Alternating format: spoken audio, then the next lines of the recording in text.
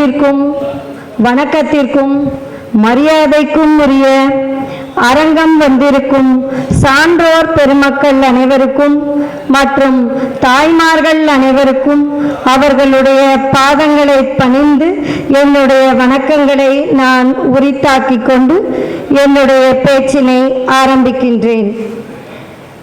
எனக்கு கொடுக்கப்பட்ட தலைப்பு சிறு பொறி சுடர் விடும் என்ற தலைப்பு. இன்று சிவநேய பேரவையானது சிறு பொறி போல நிறுவனரின் மனதினிலே ஏற்பட்டு இன்று 13வது வருட ஆண்டு விழாவை கொண்டாடுகின்றதே என்றால் அந்த அவருள் ஏற்பட்ட அந்த சிறு பொறி ஒரு பேரவையை தொடங்க வேண்டும் என்ற சிறு பொறி இன்று சுடர்விட்டு ஜோதியாய் பிரகாசமாய் தன்னுடைய 13வது ஆண்டை கொண்டாடுகின்றது என்றால் அதற்கு அஸ்திவாரம் இட்டு கொடுத்தது அந்த எல்லாம் வல்ல சிவபெருமான் தான் என்பதில் சிறிதும் ஐயமில்லை என்று சொல்லிக்கொண்டு தலைப்புக்குள் நுழைகின்றேன். பஞ்சபூத தலங்களுள் சுடர் என்று எனக்கு கொடுத்து விட்டதனால் நிலம், நீர், நெருப்பு, காற்று என்று சிவபெருமானுக்கு பஞ்சபூத தலங்கள் இருக்கின்றது. அதில் நெருப்புக்கு என உண்டான தலம் திருவண்ணாமலை. மற்ற சிவாலயங்களுக்கும் திருவண்ணாமலைக்கும் உள்ள என்ன வேறுபாடு, திருவண்ணாமலைக்கு மட்டும் என்ன அவ்வளவு சிறப்பு அப்படி என்றால், கையிலையிலே சிவபெருமான் இருப்பதால் தான் அந்த கைலாய மலைக்கே சிறப்பு.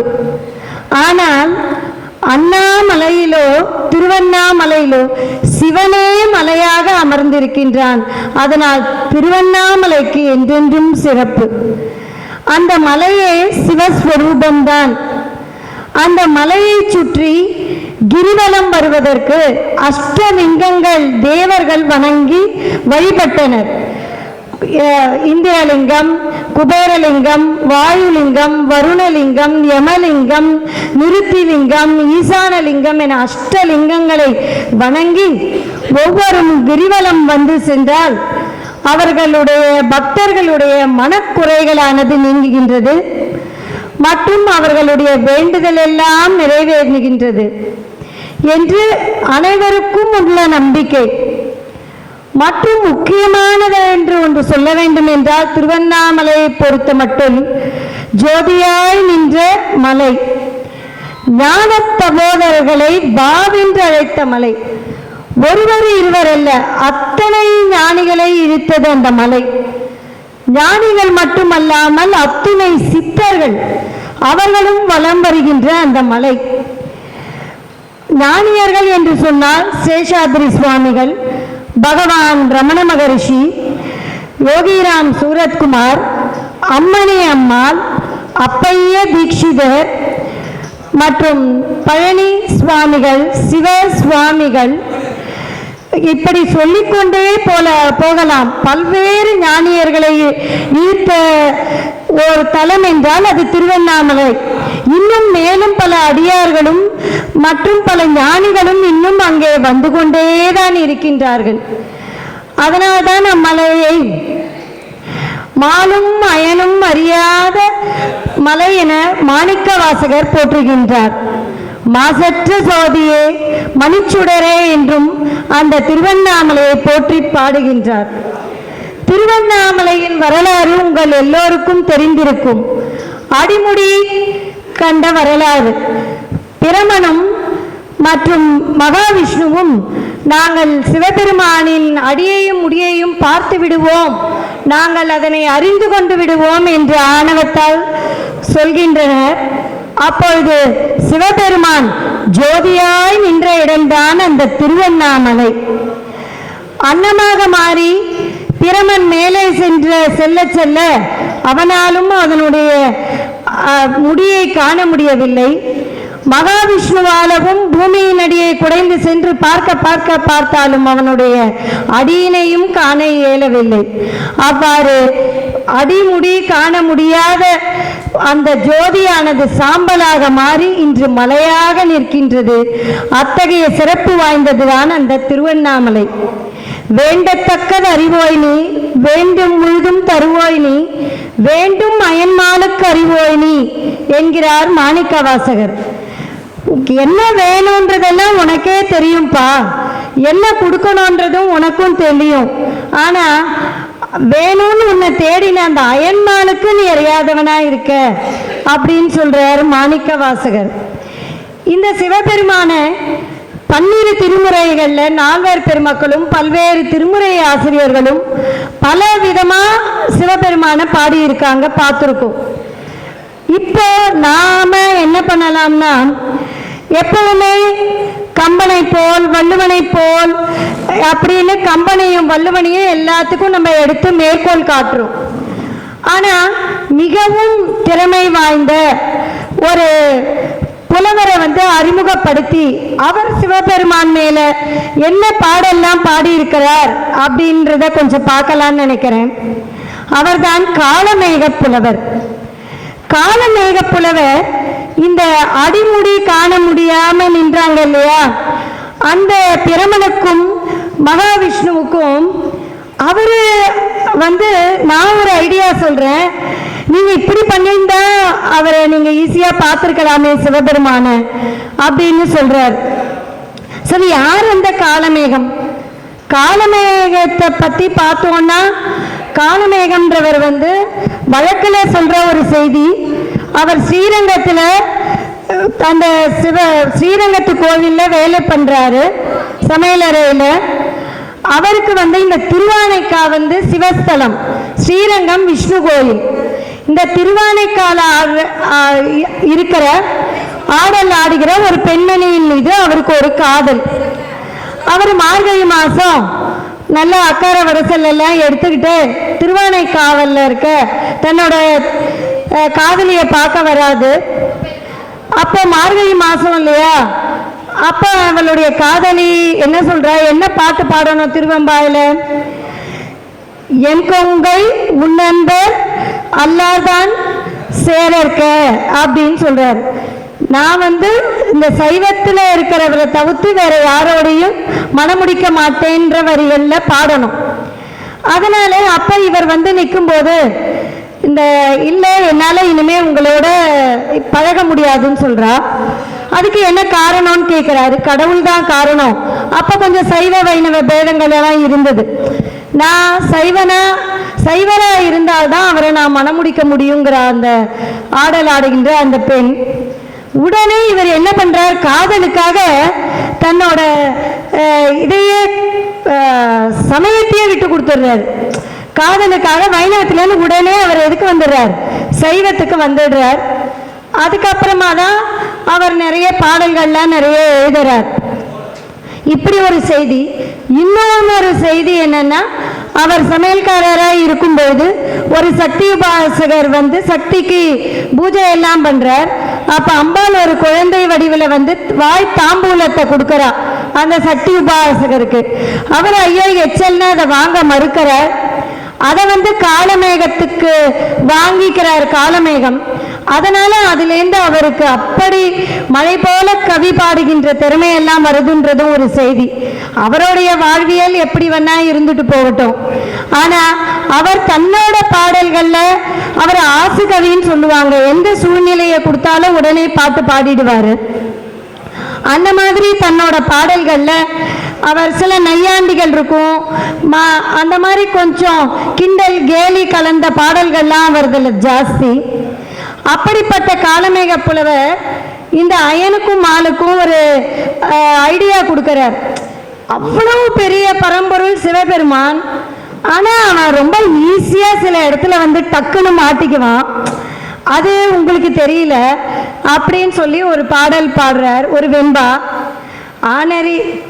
ஆனார் இலையே அயனும் திருமாலும் காணார் அடிமுடிமுன் காண்பதற்கு மேனால் இரவு திருவாரூரில் எந்தை பிரான் சென்ற பறவை திருவாயூர்படி. அவர் சைவத்துக்கு வந்ததும் பெரிய புராணம் மற்ற வரலாறுகள் எல்லாத்தையும் நல்லா படிச்சிருக்காருன்றது அவரோட பாடல்கள்லேருந்து நம்ம ரொம்ப சிறப்பாக தெரிஞ்சுக்கலாம். என்ன சொல்றாருன்னா, அடிமுடி பார்க்கறதுக்கு சுந்தரமூர்த்தி நாயனார் வரலாறு சொல்றார். சங்கிலி நாச்சியாரை மணந்து கொண்டுட்டு திருவாரூருக்கு வரணும்னு மறுபடியும் ஆசைப்படுறார்.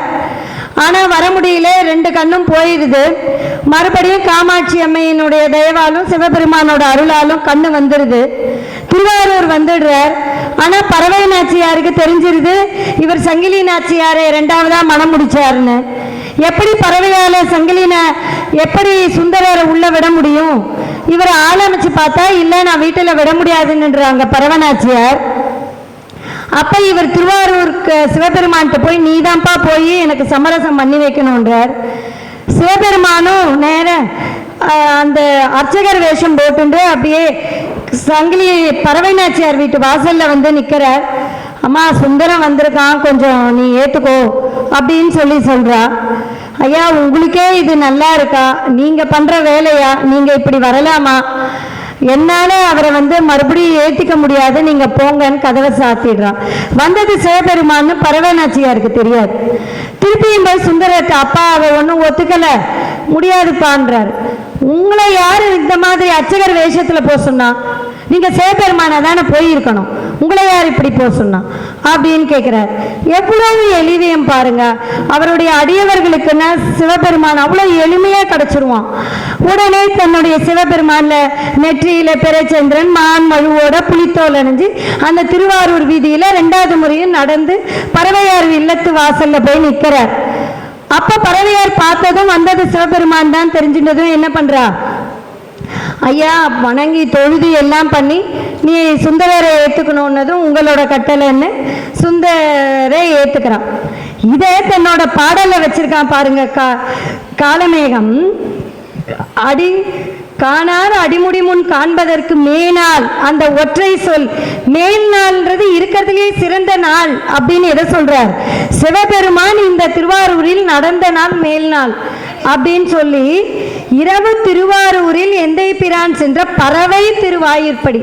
பறவை வீட்டில் வாயிற்படி தான் இருந்தது. எப்போ அது திருவாயிற்படியா மாறிச்சுன்னா சிவபெருமான் போய் நின்றப்ப. அப்போ என்ன நீ பண்ணியிருக்கலாம்?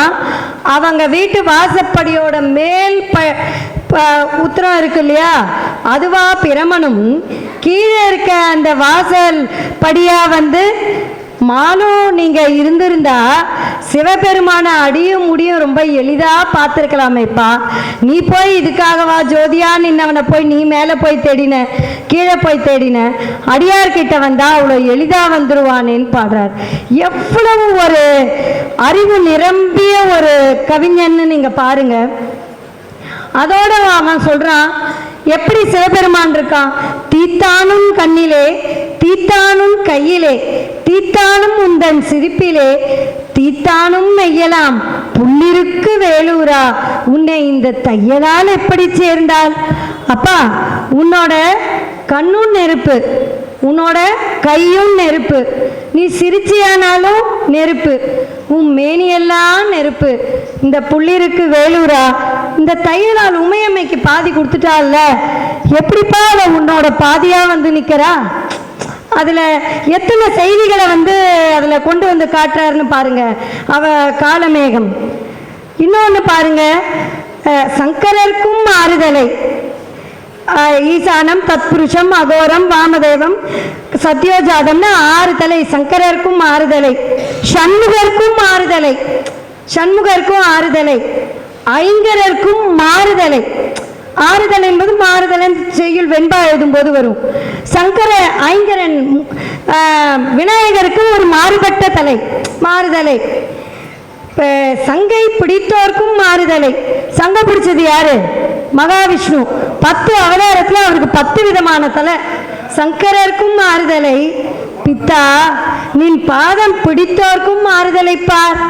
சிவபெருமானே உன்னோட பாதம் பிடிச்சிருக்காங்க இல்லையா அந்த அடியவர்கள்லாம், அவங்களுக்கும் ஆறுதல் கிடைச்சிருக்குப்பா அப்படின்னு அழகா இந்த ஸ்லேடையில் 2 பொருள் வர மாதிரி ரொம்ப அழகா பாட்டு பாடுறவ வந்து இந்த காலமேகம்னு சொன்னா மிகையாகாது.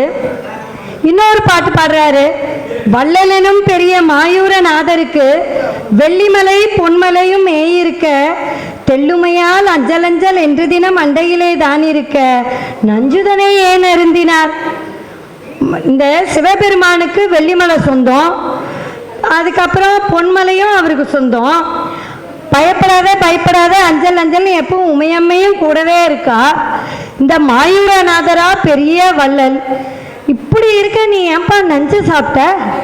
ஒரு யதார்த்தமா இப்போ ஒருத்தவன் நஞ்சு சாப்பிட்றான்னா ஒன்று பொருள் பிரச்சனையாக இருக்கணும், பொண்டாட்டி பிரச்சனையாக இருக்கணும், வாழ்க்கையில் ஏதாவது ஒரு பிரச்சனை இருக்கணும். நீ ஏன் ஒரு வள்ளல், வெள்ளிமலை உனக்கு சொந்தம், பொன்மலை சொந்தம், அஞ்சல் அஞ்சல் உமையம்மாவும் கூடையே இருக்கா, என்னப்பா உனக்கு பிரச்சனை, நீ ஏன் சாப்பிட்ட? அதே ஒரு யதார்த்தமாக அந்த கவி காலமேகம் பாடுறான். அது அந்த வெண்பாலாம் அவ்வளோ சிறப்பாக இருக்கும். அவன் அத்தனை வரலாறையும் வேற படிச்சிருக்கான்றது இதில் நமக்கு ரொம்ப விவரமாக தெரியுது. அதுக்கப்புறமா இன்னும் ஒரு பாடல் சொல்லிடுறேன் காலமேகத்தை பற்றினது. சட்டியிலே பாதி அந்த சட்டுவத்திலே பாதி இட்டகலத்தில் பாதியாய் இட்டிருக்க திட்டமுடன் ஆடி வந்த சோமேசன் அழைத்த போதே பிள்ளை ஓடி வந்தது எவ்வாறு உரை? சிறுதொண்ட நாயனார் வரலாறு சொல்றார். பிள்ளைக்கறி பண்ணி சட்டியில் வச்சு அதில் வச்சு சமைச்சு இங்கே வச்சு எல்லாம் பண்ணி படைச்சிட்டாங்க இலையிலும். ஆனால் அப்புறம் எப்படிப்பா அந்த பிள்ளை ஓடி வந்தான் அப்படின்னு கேட்குறார். அதுக்கு அந்த ஒரு சொல் தனிச்சொல் போடுறார் அந்த வெண்பால திட்டமுடன்.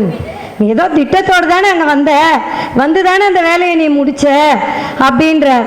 அப்போ அவர் ஒரு சைவத்தில் அவர் வேரூன்றி அந்த வரலாறுகள்லாம் படிக்கலைன்னா இந்த மாதிரியெல்லாம் கவி பாடுறதுங்கிறது ரொம்ப கஷ்டம். அந்த மாதிரி ஒரு சிறப்பான கவி காலமேகம். அவனுக்கு ஏற்பட்ட அந்த சைவத்தின் மேல் ஏற்பட்ட அந்த சிறு பொறி, அந்த பெரிய புராண வரலாற்றுகளை பெற்ற பொறியானது சுடர்விட்டு அவனுடைய கவிதைகளிலே மிளிர்கின்றது அப்படின்னா அது சொல்றதுக்கு மிகையே கிடையாது. அதுக்கப்புறம் இன்னொருத்தரை பற்றி பார்க்க போகிறோம். இன்றைக்கு தேதி என்ன, செப்டம்பர் 1. இது மிகவும் முக்கியமான நாள்.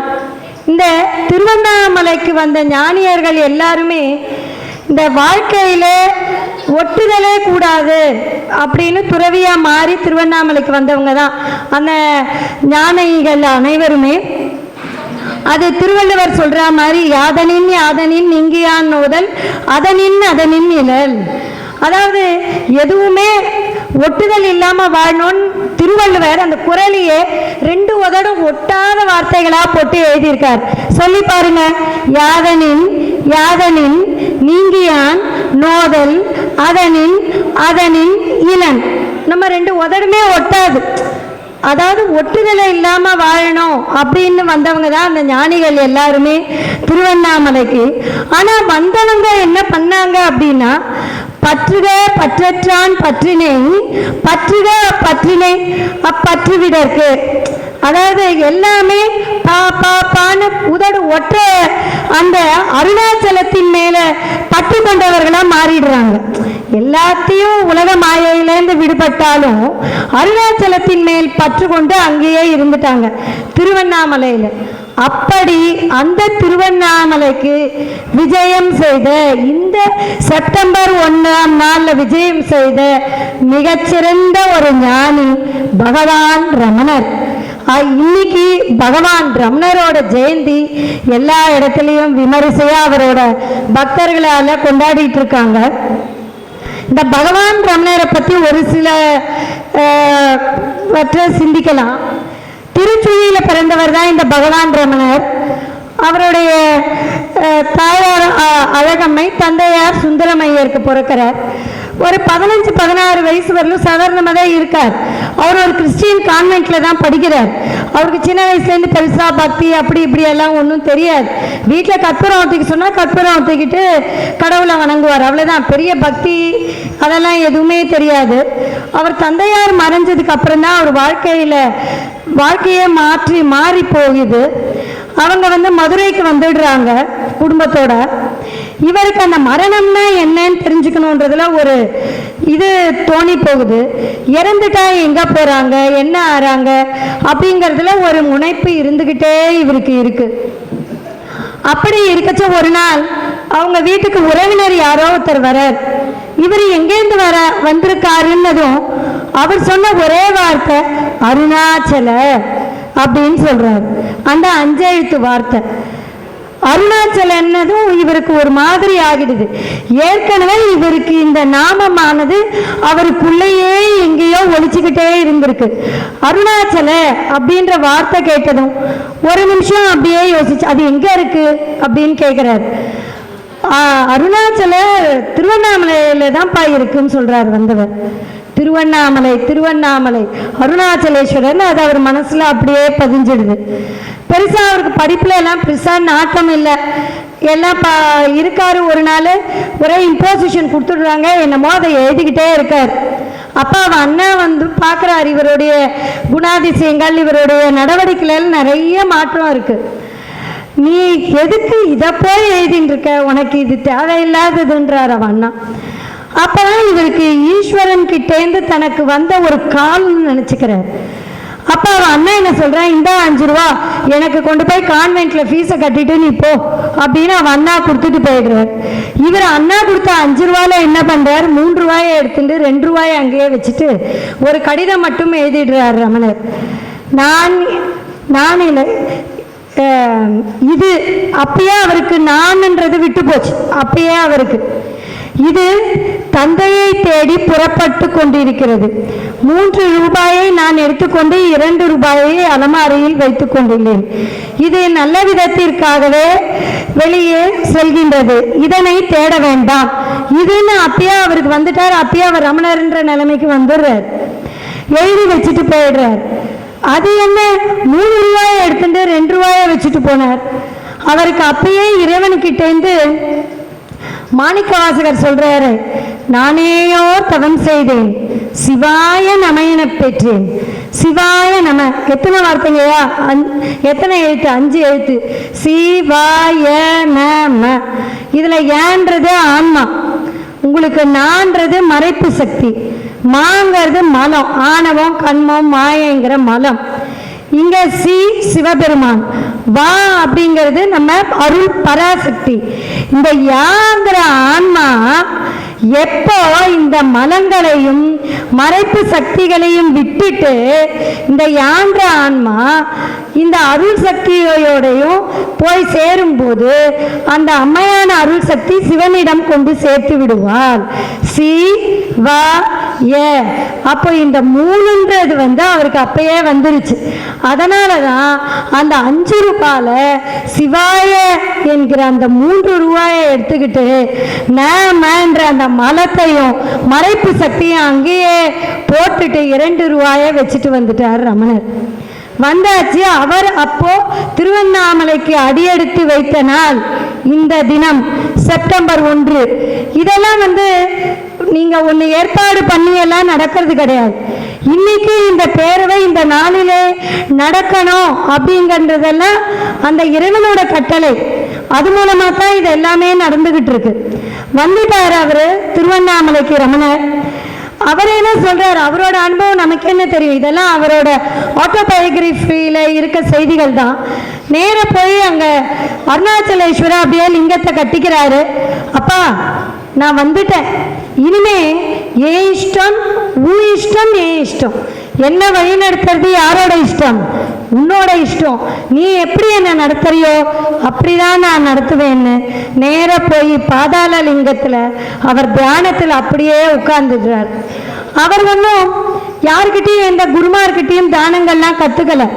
இப்ப திருமூலர் சொன்ன மாதிரி அஷ்டாங்க யோகம், நியமம், ஆதனம், பிராணாகாரம், பிரத்யாகாரம், தாரணை, சமாதி, அஷ்டாங்க யோகங்களோ மூலாதாரம், சுவாதிஷ்டானம், மணிபூரகம், அநாகதம், விசுக்தி, ஆக்ஞை, இந்த மாதிரி 6 ஆதாரங்களை பத்தியோ எதுவுமே அவர் படிச்சது கிடையாது.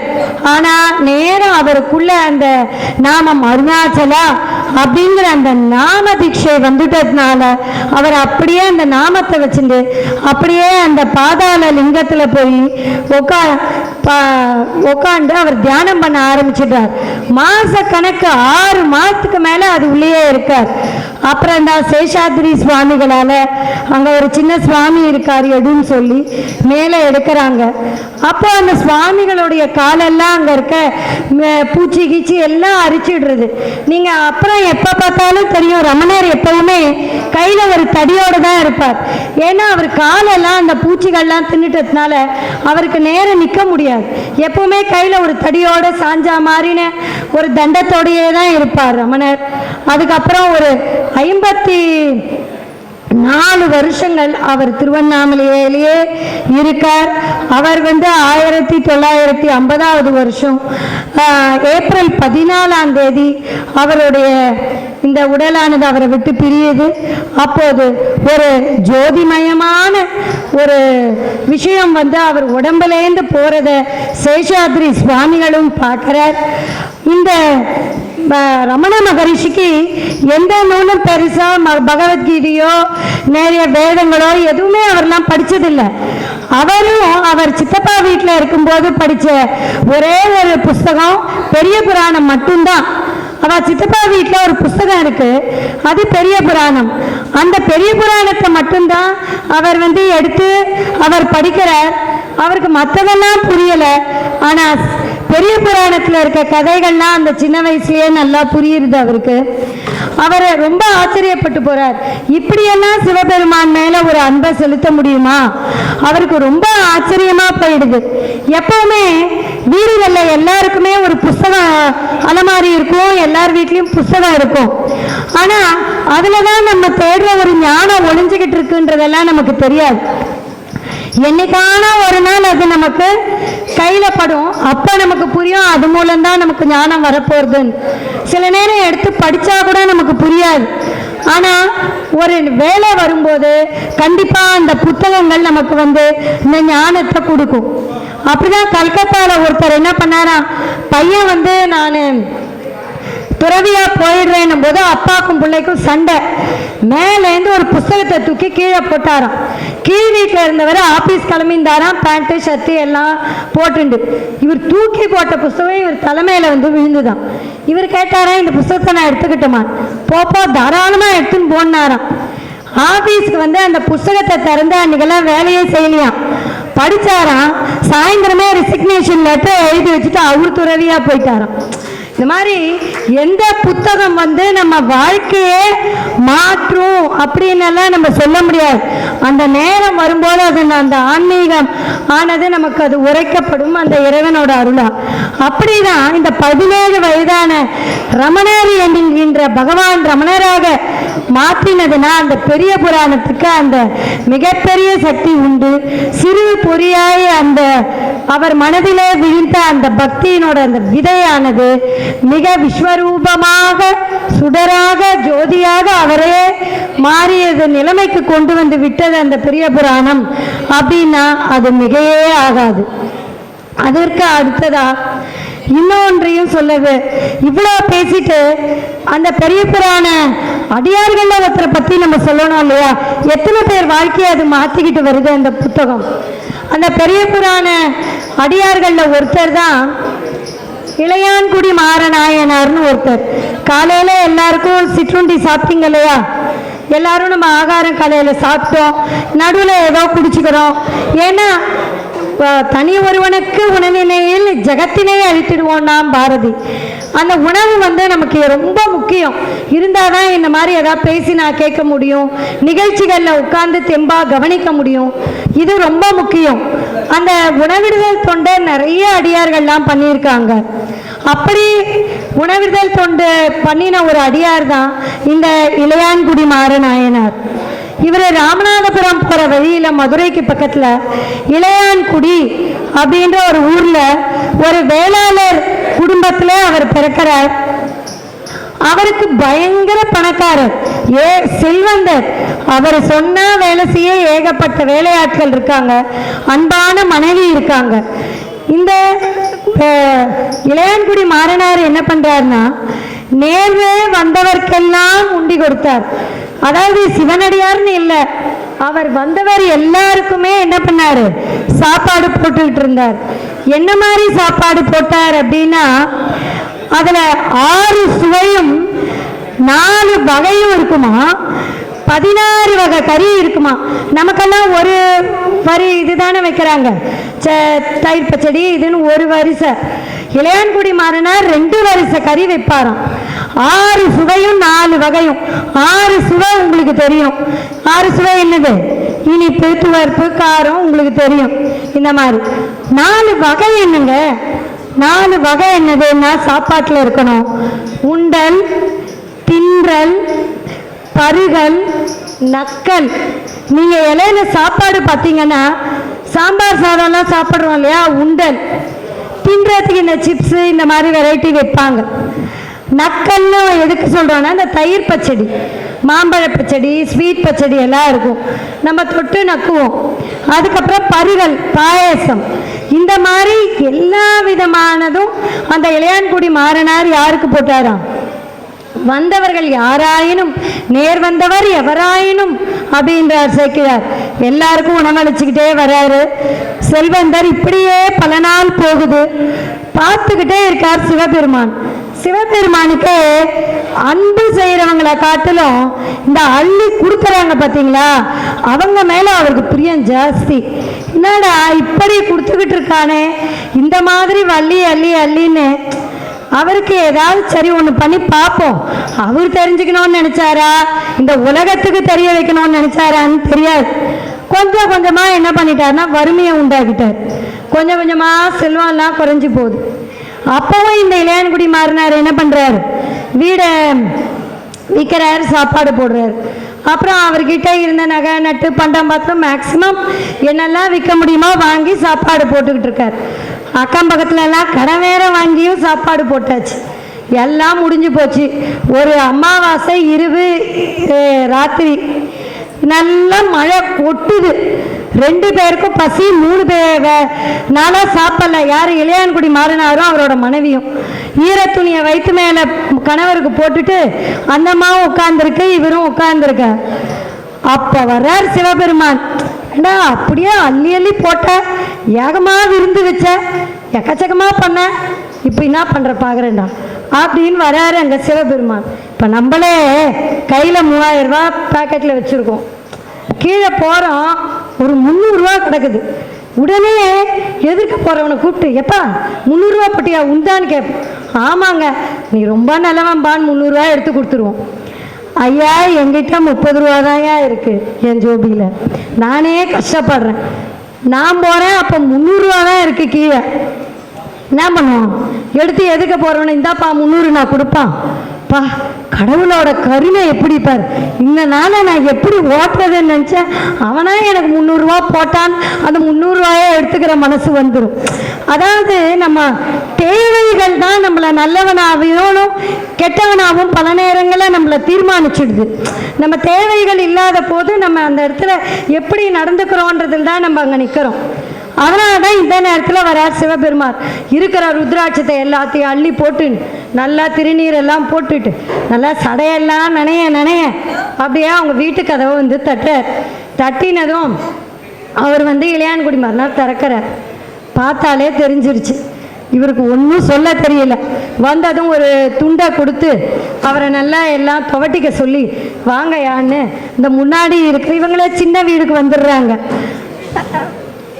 அந்த ஒரு சின்ன அறையில் அவரை வரவழைச்சி உட்காருன்னு உடம்பெல்லாம் ஈரத்தெல்லாம் தொடச்சிக்க சொல்லி அப்படி அங்கே உட்கார வச்சுட்டு உள்ளே போயிடுறார். போயிட்டு கையை பிசிகிறார். திரு நம்பியார் அவர்களை வருக வருகவென இந்த சிவநேய பேரவை வரவேற்கின்றது. வருகைக்கு மகிழ்ச்சி ஐயா, அமருங்கள்.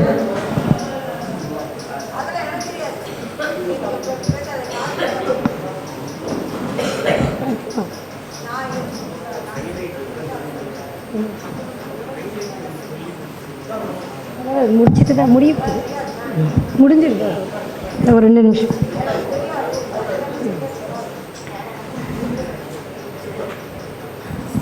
வந்த அடியவரை உள்ள அமர்த்தி உட்கார வச்சுட்டு கணவர் வந்து உள்ள போறாரு. போயிட்டு மனைவியை பார்த்து கேட்குறாரு, இப்போ என்ன செய்யறது? வந்தவர் சாதம் உணவு வேணும்னு கேட்கல, வந்து நிற்கிறாரு, அவ்வளோதான். ஆனால் அவர் பசியோடு வந்திருக்காருன்னு அவரை வயிறை பார்த்தாலே தெரிஞ்சிருது. இவருக்கு என்ன பண்ணணும்னு தெரியல, மனைவி கிட்ட கேட்குறார். பல நேரங்களில் மனைவி மந்திரியாகவும் தான் நடந்துக்க வேண்டியிருக்கு. அவங்களும் சொல்கிறாங்க, இப்போ இந்த இருட்டு நேரத்தில் என்ன பண்ணுறதுன்னு தெரியல, இவங்களுமே 3 நாளாக பட்டினி. கேட்டதுமே அவங்களும் எனக்கும் ஒன்றும் புரியலையேன்றாங்க. உடனே அடுத்து கொஞ்ச நேரம் கழிச்சு சொல்கிறாங்க, இந்த வேளாளர்கள் யாருமே என்ன கஷ்டம் வந்தாலும் அந்த விதை நெல்லை இடித்து சாப்பிட மாட்டாங்க. அவங்க அதை என்ன கஷ்டம் வந்தாலும் விதை நெல்லை மட்டும் நெல்லாக குத்தி உணவாக்க மாட்டாங்க. ஆனால் இந்த மனைவி என்ன சொல்கிறா, மற்ற யான் ஒன்றும் அறிகிலேன், எனக்கு ஒன்றும் தெரியல, இன்னைக்கு காலையில் அந்த விதைச்சிட்டு வந்தீங்களே விதை நெல், அதை ஒரு படி நெல் மேலாப்பில் இந்த மழைக்கு ஒதுங்கி இருக்கும், நம்ம வயலான்னு பார்த்து, எந்த வயலில் இருந்தாவது எடுத்துட்டா எப்படி, நம்ம வயலான்னு பார்த்து அந்த விதை நெல்லை எடுத்துட்டு கொடுத்தீங்கன்னா நான் பண்ணுவேன். எப்படி பாருங்க, அந்த மனைவி வந்ததும் அங்கே விதை நெல் இருக்க எடுத்துட்டு வாங்க அப்படின்லாம் சொல்லலை. ஏன்னா ஒரு நிதானமாக கணவர்கிட்ட, ஏன்னா தனக்கு தான் தெரியுன்ற மாதிரி காமிச்சிக்க கூடாது, அதை கொண்டு வந்தீங்கன்னா பண்ணலாம். உடனே அடுத்த நொடியே இளையான்குடி மாறனார் என்ன பண்ணுறாரு, அந்த இருட்டில் வெளியில் ஓடி கூடையை எடுத்துக்கிட்டு மழையில் ஓடி ஒதுங்கி இருக்கிற ஒரு படி நெல்லை எடுத்துக்கிட்டு வீட்டுக்கு ஓடி வராரு. அப்போ சேக்கிழார் சொல்றார், வாயில் வழி நின்று வாங்கினாள் அவர் மனைவின்றார். அந்த மாதிரி வாசல்லையே நிற்குதான். ஏன் வாசல்ல நிற்குது?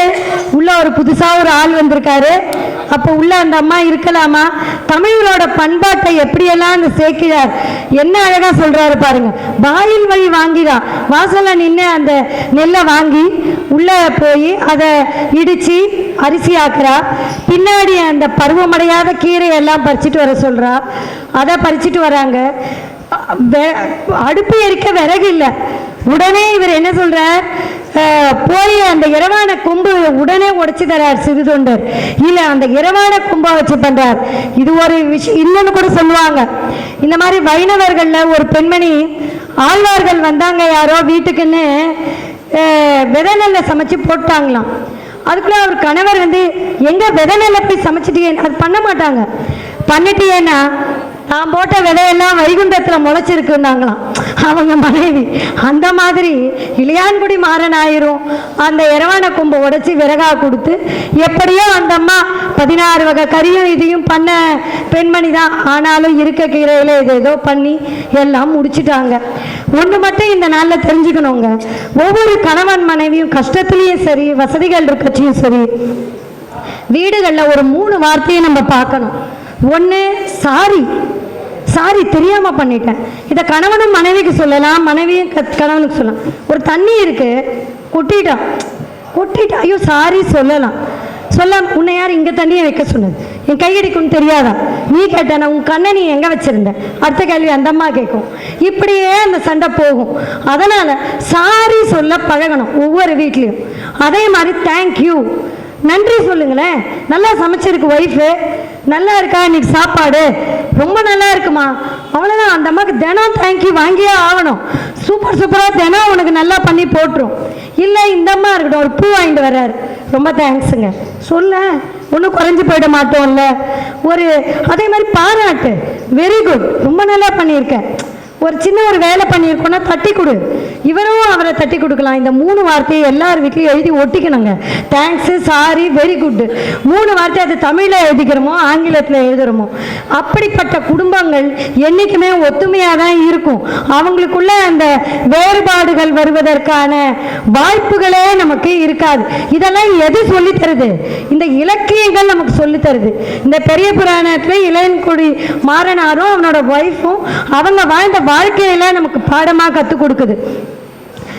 இவங்க என்ன பண்றாங்க, கறியை சரி பண்ணிட்டு கூப்பிட வராங்க. அங்க படுத்துக்கிட்டு இருக்கவர்கிட்ட, ஐயா அடியாரே அமுதுண்ண வாங்க அப்படின்னார். கூப்பிட்டா அங்க யாரையுமே காணோம். பார்த்தா விண்ணுக்கும் மண்ணுக்குமா ஒரு ஜோதி நிக்குது. ஒண்ணுமே புரியல இவங்களுக்கு, என்னடா ஜோதின்னு பார்த்தா அந்த சிவபெருமான் உமையம்மையோட இடப்ப வாகனத்துல நின்று, அப்பா நீங்க 2 பேரும் இனிமே இங்க இருக்க வேண்டாம், என் திருவடியில உங்க 2 பேரையும் நான் வச்சுக்கிறேன், நீ அங்க வந்துருப்பா அப்படின்னு கூப்பிடுறாங்க. ஆனா அங்க வந்து என்ன பண்ணணும், உனக்கு சங்கநிதி பதுமநிதி உனக்கு யாரு ஏவல் பண்ண போறா? அந்த நீ இவ்வளோ வறுமையிலேயே செஞ்சல இந்த தொண்டை, அதனால சங்கநிதி பதுமநிதி அந்த குபேரன் உனக்கு அங்க ஏவல் செய்வான், நீ என் திருவடியில் இருக்கலாம், என் கூடையே வான் கூட்டிக்கிட்டு போயிட்டான். அந்த மாதிரி இது சிறு பொறி சுடர் விடும் என்ற தலைப்புக்கு ஏற்ற மாதிரி இந்த பெரிய புராணம் ஞானியான பகவான் ரமணர் வாழ்வாக இருந்தாலும் சரி, ஒரு நல்ல தமிழ் கவிஞனோட வாழ்வாக இருந்தாலும் சரி, ஒரு சராசரி யதார்த்தமான ஒரு இல்லற வாழ்வை நடத்துகின்ற ஒரு குடும்பத்தில் இருப்பவர்களாக இருந்தாலும் சரி, இறைவனை நோக்கிய எந்த ஒரு பயணமாகனா இருக்கட்டும், அது திருமூலர் சொல்ற மாதிரி அப்பனை நந்தியை ஆறாவமுதனை ஒப்பிலி வல்லலை ஊடி முதல்வனே எப்பரிசாயினும் ஏத்துமின் அப்பரிசு ஈசன் அருள் பெறலாமே. அப்பா அவரை நீ எப்படி வேணா நீ கும்பிடு, உனக்கு எப்படி வருதோ அப்படி கும்பிடு, இப்படிதான் நீ வணங்கணும்னு எந்த சட்டமுமே இல்லை, அதுக்கு ஏற்ற மாதிரி அந்த சிவபெருமான் பரிசு கொடுப்பான் என்று சொல்லுகின்ற அந்த திருமூலர் வாக்கிற்கு ஏற்ப ஒவ்வொருவரோட வாழ்க்கையிலுமே வந்து இறைவனை நோக்கி எடுத்து வைக்கப்படுகின்ற ஒவ்வொரு அடியுமே சிறு பொறியா இருந்தாலும் அது சிதர்விட்டு எப்பொழுதும் சுடர் மேல் நோக்கிதான் எரியும். அதுபோல உங்கள் வாழ்வு அனைத்தும் மேல் நோக்கி விளங்கும் என்று கூறிக்கொண்டு இத்தகைய அருமையான ஒரு வாய்ப்பினை எனக்கு இன்று அளித்த சிவநேய பேரவை அன்ப நிறுவனர் மற்றும் அதன் அமைப்பாளர்களுக்கும் இதுவரை பொறுமையாய் இருந்து கேட்ட உங்கள் அனைவரையும் வணங்கி விடை பெறுகின்றேன். நன்றி, வணக்கம். திருச்சிற்றம்பலம். மிக சிறப்பான ஒரு சொற்பொழிவாற்றிய திருமதி ஆனந்தி ஸ்ரீராமன் அவர்களுக்கு கலைமகள் மாதனுடைய ஆசிரியர் கீழாம்பூர் சங்கர சுப்பிரமணியன் அவர்கள் கௌரவம் செய்கிறார்கள்.